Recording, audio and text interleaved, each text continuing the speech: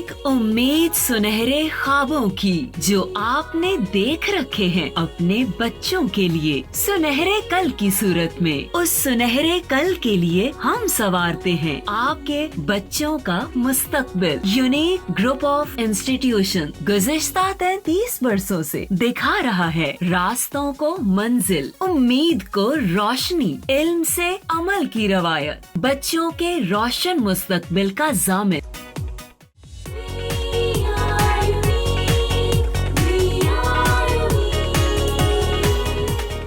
अस्सलाम वालेकुम, मेरा नाम मोहम्मद ताहिर और मैं 9th क्लास के मैथमेटिक्स के लेक्चर नंबर 64 के साथ मौजूद हूँ आप लोगों के साथ। लास्ट टाइम हम लोगों ने यूनिट 12 चैप्टर 12 लाइन बाइसेक्टर्स और एंगल बाइसेक्टर्स का स्टार्ट किया था।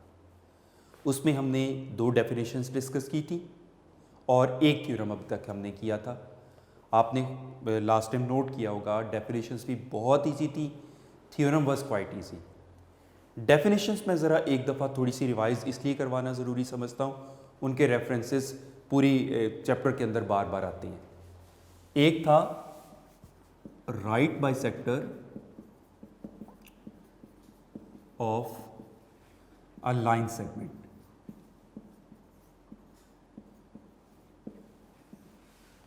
और वो क्या था, किसी लाइन सेगमेंट का राइट बाइसेक्टर एक लाइन होगा जो कि उसको परपेंडिकुलर होगा, 90 डिग्री के एंगल पर मिलेगा और उसके मिड पॉइंट में से पास करें। तो right bisector of a line segment is a line which is perpendicular to the line segment and passes through its mid point. ये राइट बाइसेक्टर था। और अगर हम सिर्फ बाइसेक्टर की बात करें तो वो उसके लिए परपेंडिकुलर होना जरूरी नहीं है। उसके बाद था bisector of an angle.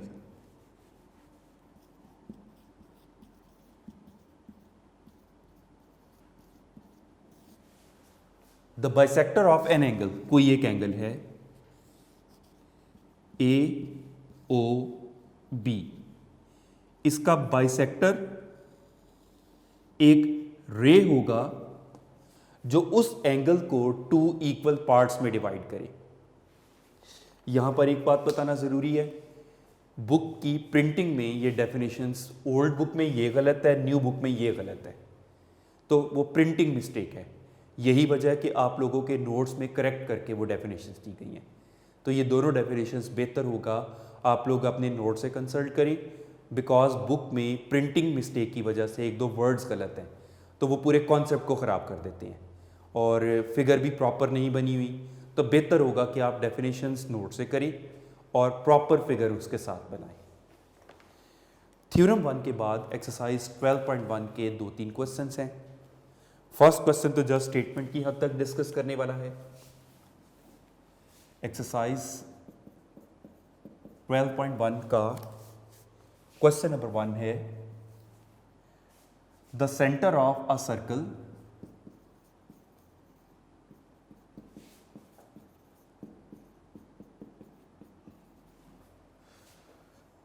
on the center of a circle is on the right bisector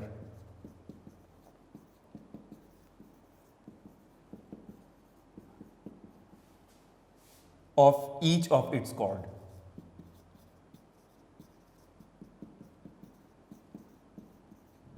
बड़ी सिंपल सी स्टेटमेंट, किसी सर्कल का सेंटर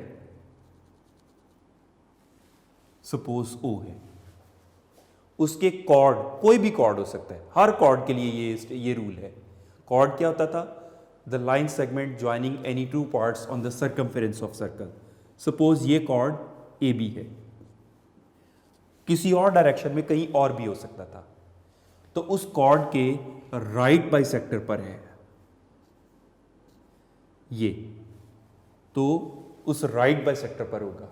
क्या हुई statement, the centre of the circle is on the right bisector of each of its cord.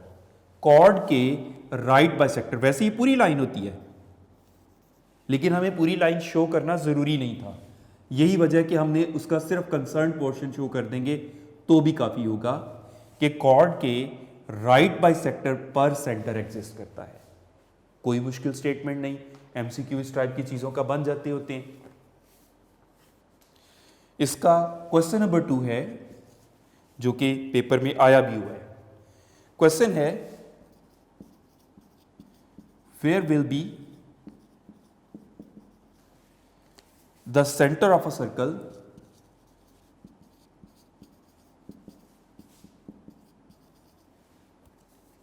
passing through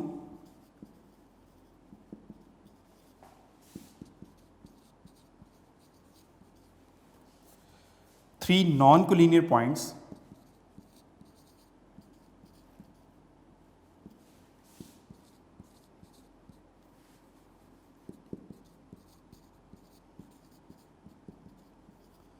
and why. दो बातें कि कहां होगा और वहां क्यों होगा।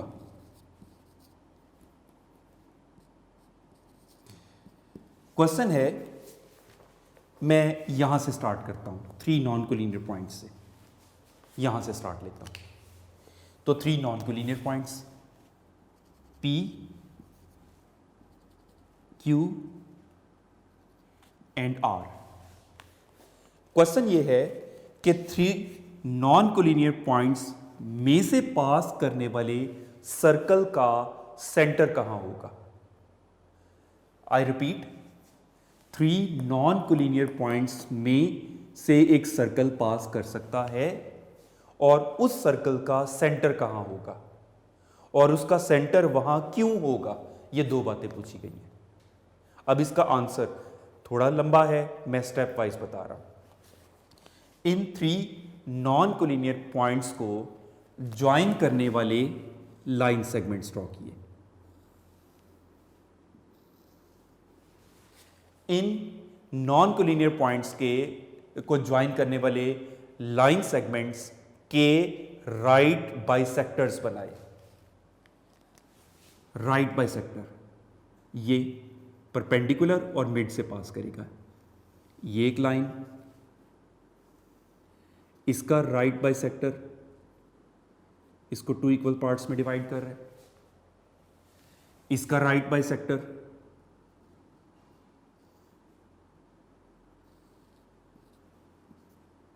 राइट भी है और 2 इक्वल पार्ट्स में डिवाइड कर रहा है। और ये थर्ड साइड का राइट बाइसेक्टर राइट भी होगा और 2 इक्वल पार्ट्स में डिवाइड कर रहा होगा। तो क्या हुआ, उन 3 नॉन कोलिनियर, मैं अब स्टेप वाइज यहां तक फिर बोल रहा हूं, उन 3 नॉन कोलिनियर पॉइंट्स को ज्वाइन करने वाले लाइन सेगमेंट्स के राइट बाइसेक्टर्स का पॉइंट ऑफ कॉन्करेंसी, ये रहा पॉइंट O, ये रहा पॉइंट O, असल में उस सर्कल का सेंटर होगा। अब यहां पर कंपास रख के अगर हम सर्कल ड्रॉ करेंगे तो वो सर्कल इन तीनों पॉइंट्स में से जरूर पास कर जाएगा। अब क्यों है, ये तो पहले क्वेश्चन का आंसर हो गया। वाई, उसकी रीजन ये है कि वो पॉइंट, जो पॉइंट ऑफ कॉन्करेंसी हमें मिला, वो each given point non collinear point से इक्वी डिस्टेंट है। तीनों से उसका डिस्टेंस इक्वल है। ये इसकी रीजन हो गई, राइट। तो आंसर बुक में मौजूद है, नोट्स में मौजूद है। The centre of the circle passing through the 3 non-collinear points is the point of concurrency of right bisectors of the line segment joining these non-collinear points। ये तो फर्स्ट पोर्शन का answer हो गया। अब y का answer, because this point is equidistant from the given 3 points। ये इसका complete answer हो गया। नोट्स में मौजूद है ये, तो आप नोट से कंसल्ट कर सकते हैं। फिगर से समझ आप लोगों को आ गया होगा होपफुली, और नोट से आप लोग कंसल्ट करके क्वेश्चन कंप्लीट कर सकते हैं। उसके बाद इसका क्वेश्चन नंबर 3 है। क्वेश्चन नंबर 3 में क्वेश्चन है 3 villages P, Q and R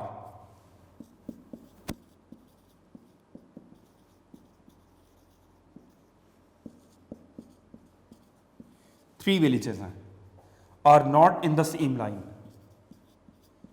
एक लाइन पर नहीं है।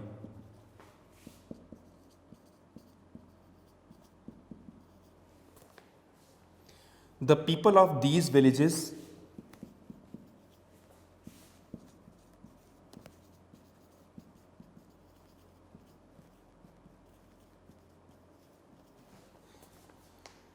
want to make a children park, एक चिल्ड्रन पार्क बनाना चाहते हैं।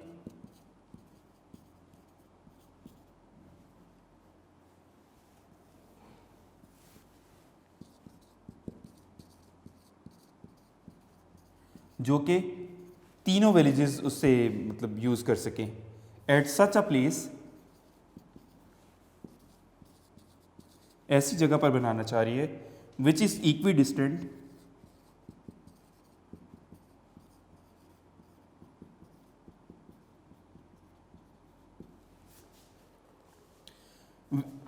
from the 3 villages।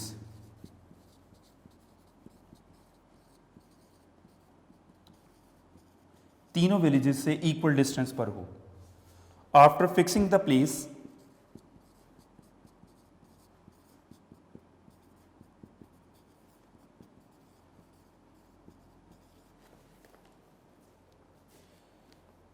तो हमें यह शो करना है कि वो इक्वी डिस्टेंट है तीनों विलेजेस से। प्रूव ये करना है it is equidistant from 3 villages.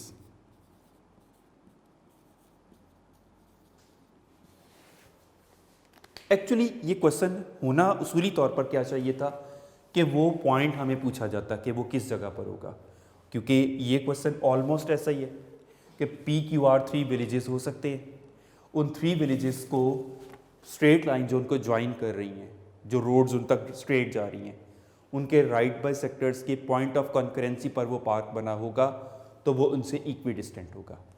तो इस वजह से ये एक तरह प्रूव दैट वाली स्टेटमेंट की हद तक देखा जाए तो वो कुछ इतनी वैलिड स्टेटमेंट नहीं है। यही वजह है कि इस थ्योरम को नोट्स में भी जो प्रूव किया गया ना, वो प्रूफ की शक्ल दी गई है, लेकिन एक्चुअली काम यही किया गया उसमें कि ये तीनों चूंकि इक्वी डिस्टेंट है इस रूल के मुताबिक पॉइंट ऑफ कॉन्करेंसी, तो मेन रीजन इसकी बनती है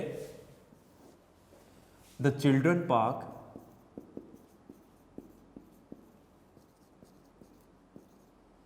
is equidistant from the 3 villages because, ये मैं बिकॉज के टर्म्स में बता रहा हूं, प्रूव दैट की टर्म्स में नोट्स में मौजूद है कि उसके मुताबिक ही वो डिस्टेंसेस को सिर्फ शो किया गया है। Because it lies on the right bisectors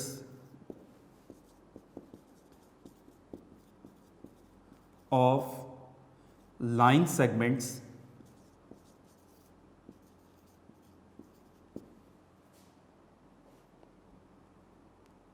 is on the point of concurrency, is on the point of concurrency of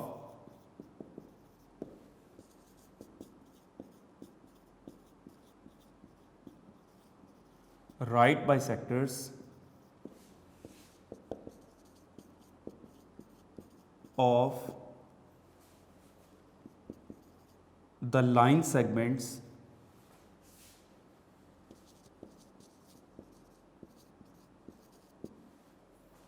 joining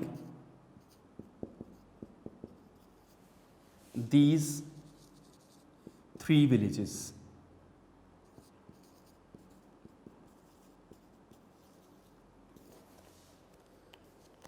इन तीनों क्वेश्चंस में एक तो ये स्टेटमेंट की हद तक MCQ, दूसरा क्वेश्चन नंबर 2 इंपॉर्टेंट है। क्वेश्चन नंबर 2 तो इवन बोर्ड में आया हुआ है, इसलिए इस क्वेश्चन को स्पेशली जरूर फोकस रखिएगा। नेक्स्ट करते हैं हम थ्योरम 2 है थ्योरम 2 के साथ आप लोगों को एक नज़र आ रहा होगा वर्ड कन्वर्स ऑफ थ्योरम 1। अब ये कन्वर्स क्या होता है?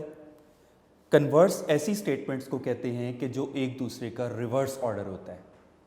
मैं कन्वर्स को एक्सप्लेन करने के लिए कॉमन लाइफ से एक एग्जांपल देता हूँ। सपोज एक सेंटेंस बोला जाता है, a person A is father of person B, लेकिन इसी को मैं रिवर्स ऑर्डर में ये भी तो कह सकता हूँ कि the person B is son of person A. तो ये दोनों स्टेटमेंट्स लॉजिकली एक दूसरे का कन्वर्स हैं।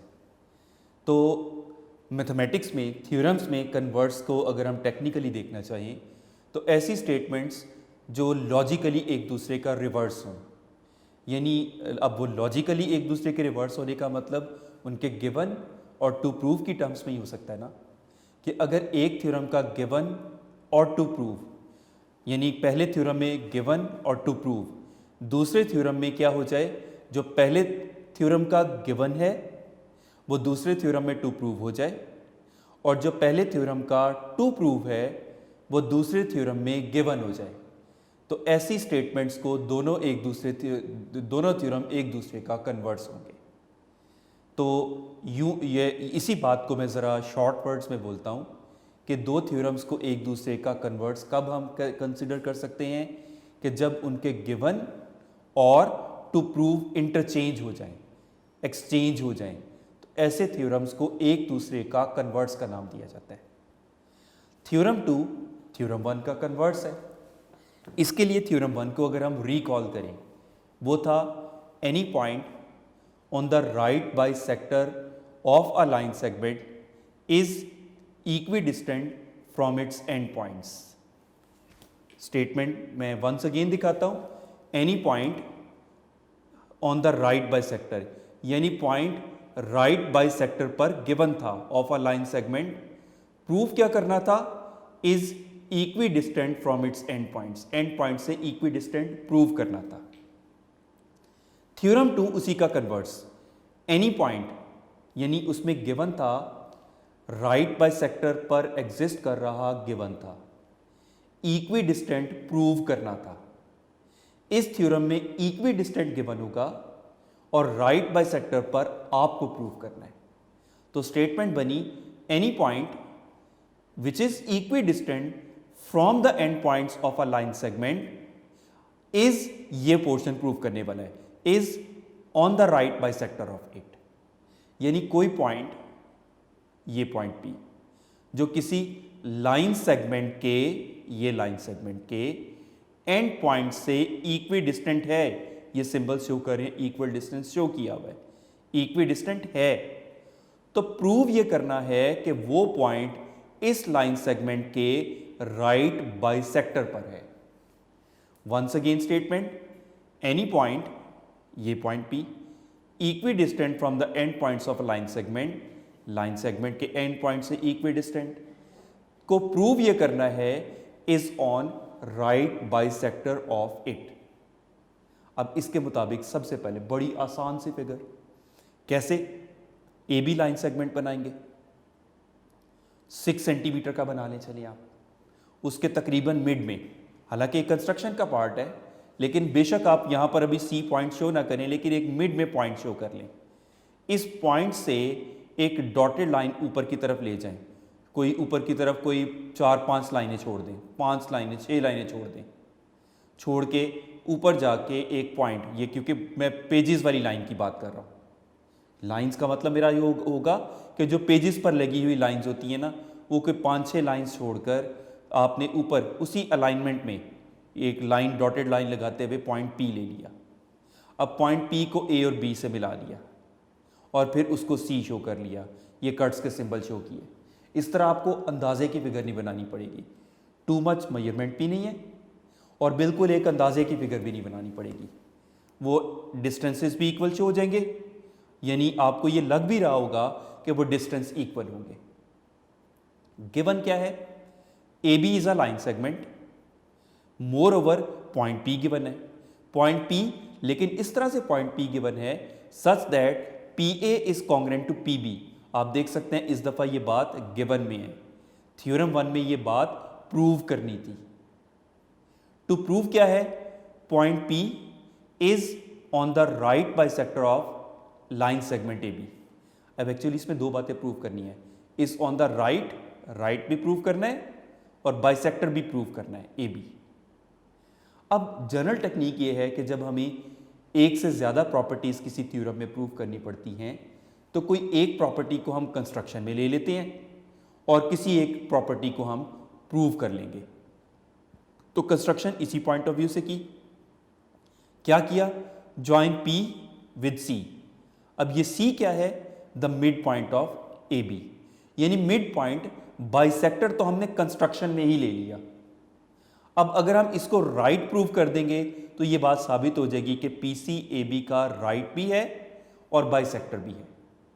यानी in other words mid point लेने का मकसद ये हुआ, बाइसेक्टर तो हमने मिड पॉइंट में ले लिया, मेन काम अब राइट प्रूव करना बाकी है, ये परपेंडिकुलर प्रूव करना बाकी है। अब इसके मुताबिक हमने सबसे पहले स्टेटमेंट्स में ट्राइंगल ACP और ट्राइंगल BCP की कोरेस्पॉन्डेंस ली। ट्राइंगल्स कौन सी, ट्राइंगल ACP और ट्राइंगल BCP की कोरेस्पॉन्डेंस ली। इस कोरेस्पॉन्डेंस में सबसे पहले हमने कहा PA is congruent to PB, ये बात तो हमें गिवन में थी। नंबर 2 पर हमने कहा PC is congruent to PC, दोनों ट्राइंगल की कॉमन साइड होने की वजह से। नंबर 3 पर हमने कहा AC is congruent to BC, ये तो कंस्ट्रक्शन है, क्यों, join P to C the mid point of AB। C अगर AB का मिड पॉइंट है तो रिमेनिंग AC और BC कॉन्ग्रेंट ही तो होंगे। अब इस ट्राइंगल का साइड साइड साइड, इस ट्राइंगल की साइड साइड साइड के कॉन्ग्रेंट हम प्रूव कर चुके। Therefore triangle ACP is congruent to triangle BCP। Reason, side side side congruent to side side side. You know side side side वो postulate नहीं होता, इसलिए पूरा लिखना पड़ता है। अब जब दो ट्राइंगल्स पूरी पूरी कॉन्ग्रेंट, तो इसकी ऑल द कोरिस्पॉन्डिंग एंगल्स, इसके ऑल द कोरिस्पॉन्डिंग एंगल्स के कॉन्ग्रेंट आ जाएंगे। उन कोरिस्पॉन्डिंग एंगल्स में angle ACP is congruent to angle BCP। Reason, corresponding angles of congruent triangles, most common reason. लेकिन एंगल ACP और एंगल BCP की measurements का सम वो तो 180 डिग्री आ रहा है। रीजन, भाई जब दो एंगल्स का सम 180 होता है तो सप्लीमेंट्री होते हैं, लेकिन हमें पता कैसे चला कि 180 आ रहा है, बेटे ये स्ट्रेट लाइन हमें बता रही है। स्ट्रेट लाइन टेल्स अस कि इनका सम 180 आ रहा है, और जब दो एंगल्स की मेजरमेंट का सम 180 आता है तो उन्हें हम सप्लीमेंट्री एंगल्स कहते हैं। अब इस स्टेटमेंट को 1 का नाम दिया, इस स्टेटमेंट को 2 का नाम दिया। अब ऐसे दो एंगल्स, एंगल ACP और एंगल BCP, ये देखिए दो स्टेटमेंट्स हो चुकी। एक तो ये स्टेटमेंट कि ये दोनों एंगल्स आपस में कॉन्ग्रेंट भी हैं, और दूसरी ये स्टेटमेंट्स इनका सम 180 के इक्वल भी आता है। तो ऐसे दो एंगल्स जिनका सम भी 180 आए, आपस में भी इक्वल आए, तो ये सिर्फ एक ही सूरत में हो सकता है कि जब दोनों 90 डिग्री के हों। तो इसी वजह से इसके आगे फ्रॉम 1 and 2 लिख दिया गया इसकी स्टेटमेंट, इसकी रीजन। तो जब ये दोनों एंगल्स 90 डिग्री के हैं तो क्या पता चला कि PC is perpendicular to AB, line segment PC line segment AB के परपेंडिकुलर है। रीजन प्रूव कर चुके हैं हम 90 डिग्री का एंगल। AC BC के कॉन्ग्रेंट ऑलरेडी हमें कंस्ट्रक्शन में लिया हुआ था मिड पॉइंट होने की वजह से। तो राइट हमने अभी प्रूव कर दिया, बाइसेक्टर कंस्ट्रक्शन में था, तो क्या साबित हुआ, PC is right bisector of AB। तो ये साबित हुआ, hence PC is the right bisector of AB। तो द पॉइंट P, अब वो जो PC पर ही तो पॉइंट P पाया जा रहा है, तो point P is on the right bisector of AB। तो पिछली दोनों स्टेटमेंट्स का रेफरेंस राइट भी, बाइसेक्टर भी, तो राइट बाइसेक्टर दोनों पिछली स्टेटमेंट्स का रेफरेंस हो गया। तो आपके सामने ये थ्योरम भी बेहद आसान, कोई ऐसी मुश्किल बात नहीं इसमें। वंस अगेन रिपीट कर रहा हूं इस थ्योरम को। स्टेटमेंट है जो कि कन्वर्स है। थ्योरम 1 के साथ अगर हम कंपेयर करें, थ्योरम 1 में था any point on the right bisector of a line segment is equidistant from its end points, यानी पॉइंट लाइन सेगमेंट के एंड पॉइंट्स से इक्वी डिस्टेंट आपको प्रूव करना था और उसके राइट बाइसेक्टर पर आपको गिवन था। इसमें इक्वी डिस्टेंट आपको गिवन होगा, राइट बाइसेक्टर प्रूव करना है। तो any point which is equidistant from the end points of a line segment is on the right bisector of it, यानी कोई पॉइंट किसी लाइन सेगमेंट के एंड पॉइंट से इक्वल डिस्टेंस पर है तो प्रूव ये करना है कि वो उसके राइट बाइसेक्टर पर है। सबसे पहले फिगर बनाई, लाइन सेगमेंट ए बी बनाएंगे तकरीबन 6 सेंटीमीटर का, उसके मिड में 3 सेंटीमीटर पर पॉइंट सी मार्क करके वहाँ से ऊपर अननोन लेंथ की एक लाइन लगा देंगे परपेंडिकुलर जो हो पॉइंट पी तक, और फिर पी को ए और बी से मिलाकर ये इक्वल शो कर देंगे। गिवन क्या है? A B is a line segment, ये ए बी लाइन सेगमेंट। मजीद गिवन है P is a point such that P A congruent to P B, P A P B के कॉन्ग्रेंट अब की बार गिवन है। टू प्रूव क्या है? Point P is on the right bisector of A B, point P जो है वो ए बी के राइट बाइसेक्टर पर आपको प्रूव करना है। इसके मुताबिक अब कंस्ट्रक्शन क्या की? ज्वाइन पी, पॉइंट पी को ज्वाइन कर दिया सी के साथ, पी टू सी। अब ये सी क्या है? The mid point of A B, यानी रिजल्ट में ए सी बी सी के कॉन्ग्रेंट है, ये कंस्ट्रक्शन में आ गया। अब प्रूफ में दो ट्राइंगल्स ए सी पी और बी सी पी की कोरिस्पॉन्डेंस ली।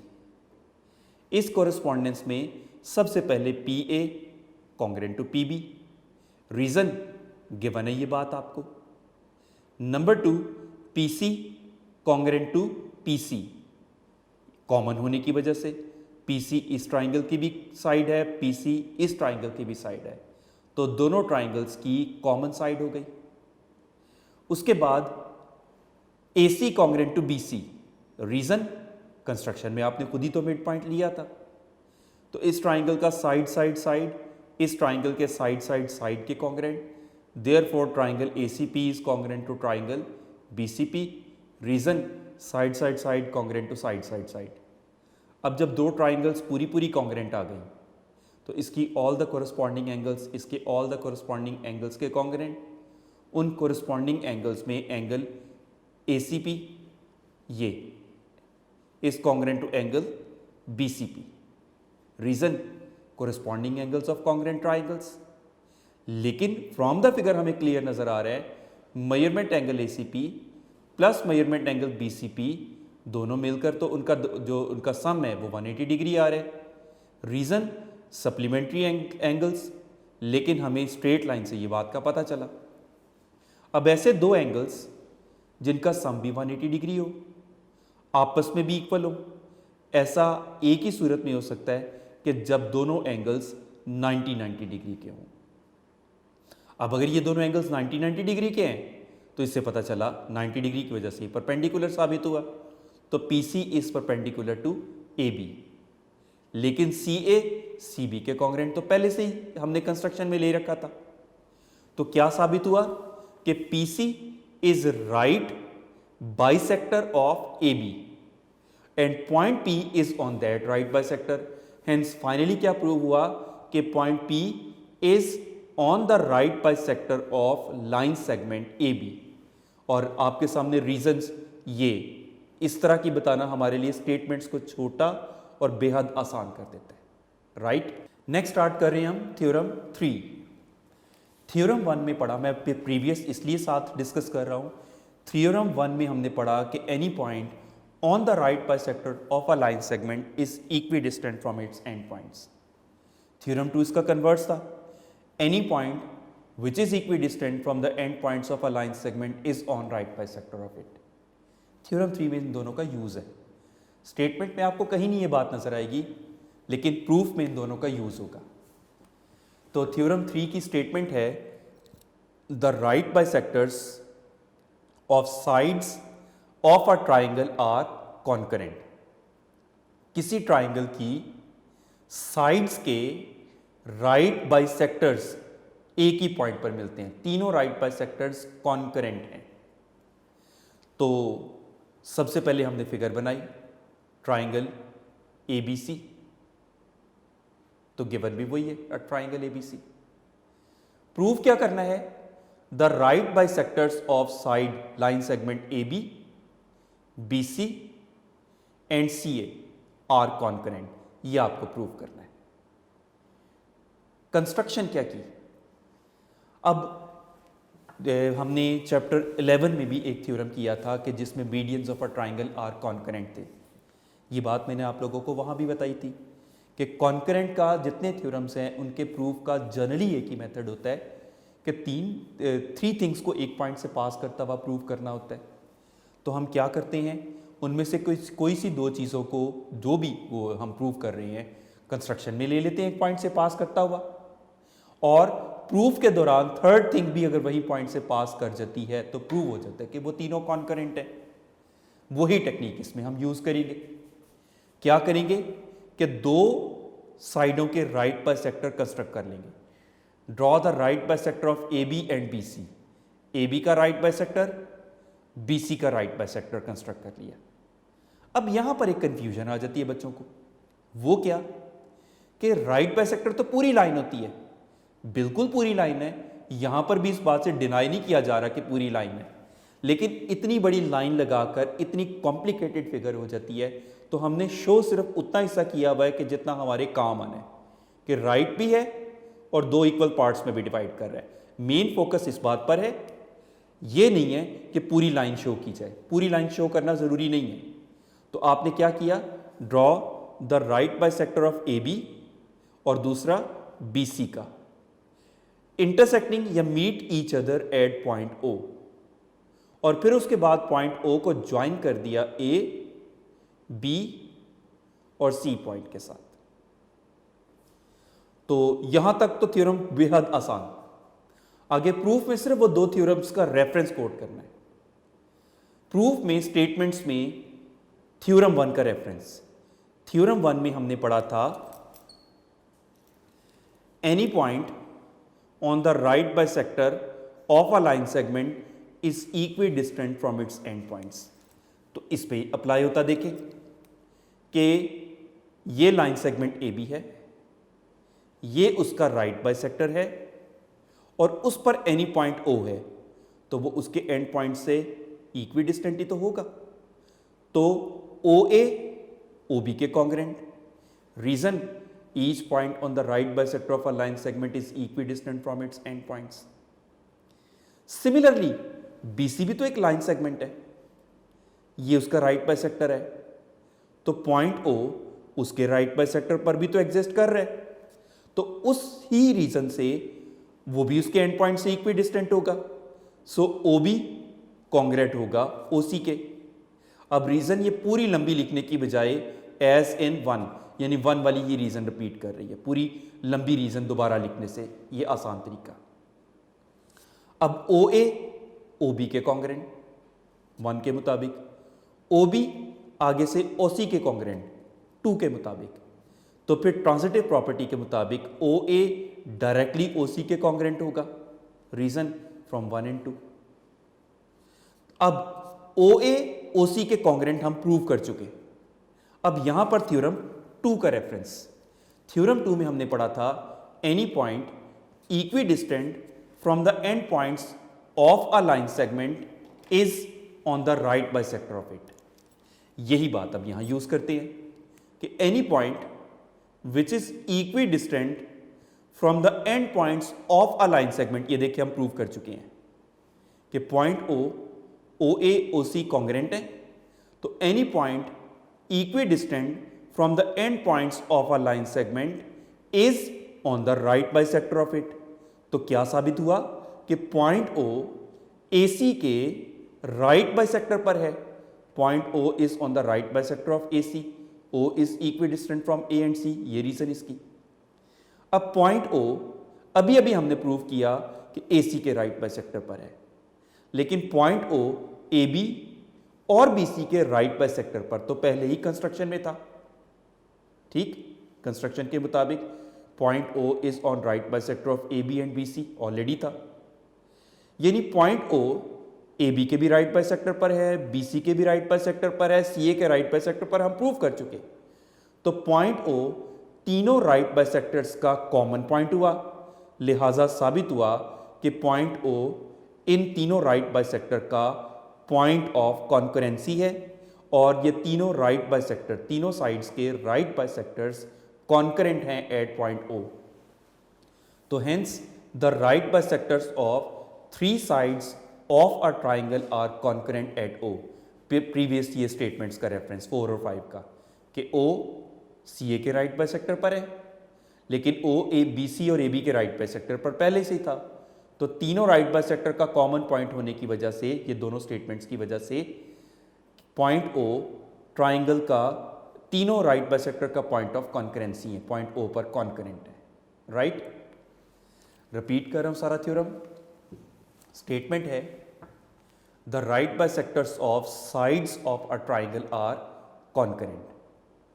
उसके मुताबिक ट्राइंगल एबीसी बनाई और आपने क्या करना है, कंस्ट्रक्ट बनाते वक्त ए बी का मिड पॉइंट मैयर करके कर लेंगे तो बहुत अच्छा है।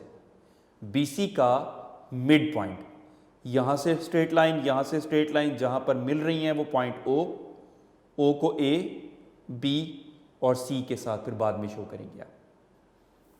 तो गिवन क्या है, ट्राइंगल एबीसी।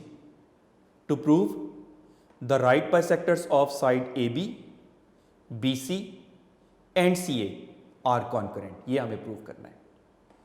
दो राइट बाइसेक्टर तो हमने कंस्ट्रक्शन में एक पॉइंट से पास करते हुए ले लिए।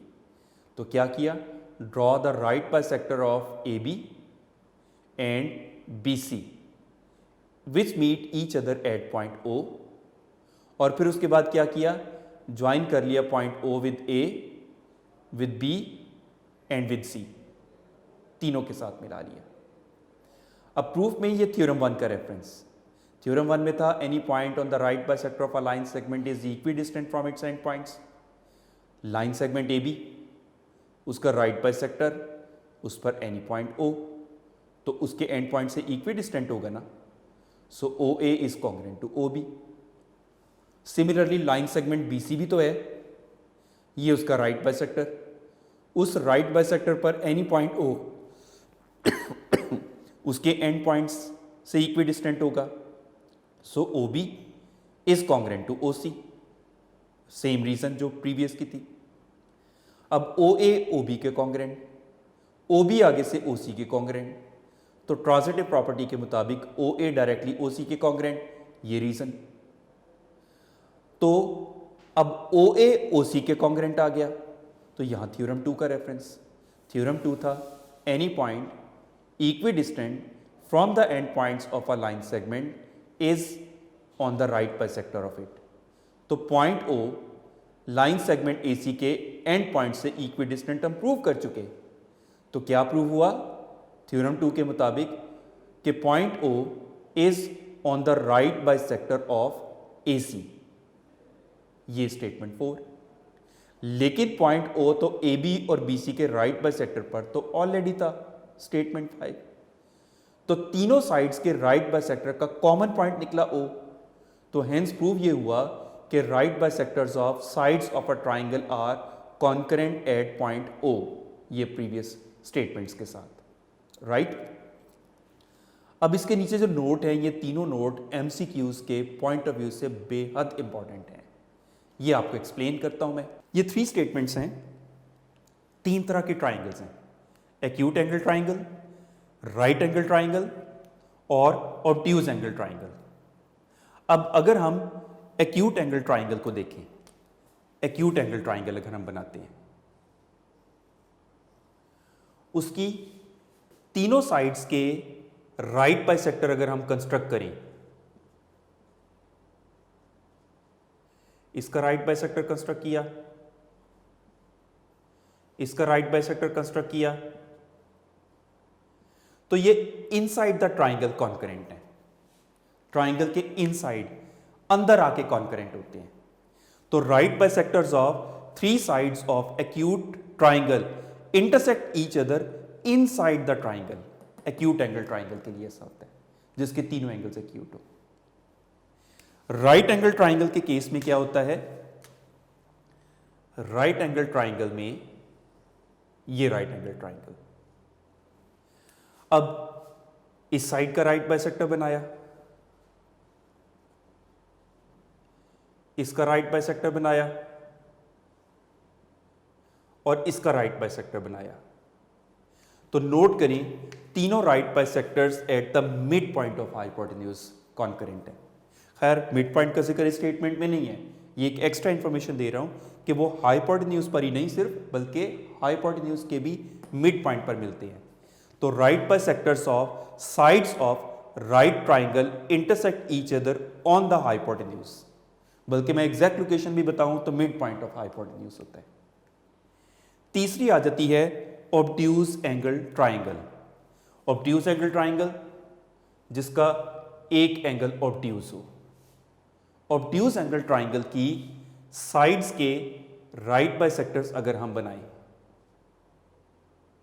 इसका राइट बाइसेक्टर बनाया और इसका भी राइट बाइसेक्टर बनाएंगे, तो वो आउटसाइड द ट्राइंगल एक दूसरे को पर आउटसाइड द ट्राइंगल कॉन्करेंट होते हैं।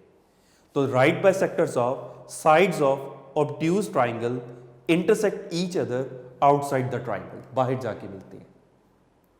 तो ये तीनों स्टेटमेंट्स एमसीक्यूज के पॉइंट ऑफ व्यू से इंपॉर्टेंट स्टेटमेंट्स हैं, राइट। थ्योरम्स आपके सामने 2 और 3 भी बेहद आसान, इनको बहुत अच्छे तरीके से याद करें, लिखें, फिगर की प्रैक्टिस करें।